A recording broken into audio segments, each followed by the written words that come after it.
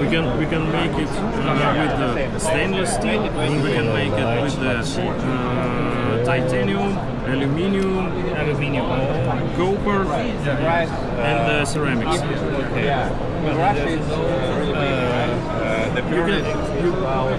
You can visit our website.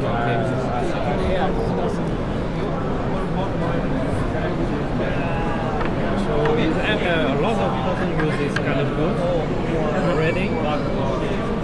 So this is a new product. This is a new product, but in Russia we already sell. Does it require the higher chamber?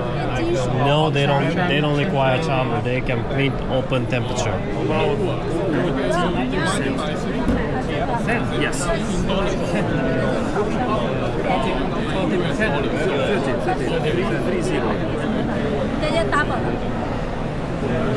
But it depends on I think many people are interested in this one. yeah, of course. And the filament is just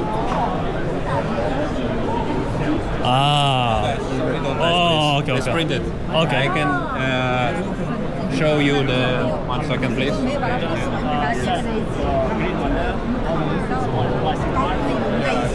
Oh yeah, appreciate it. Yeah. Like, does this has to be dried? Yeah, Like 15 Celsius. just 50.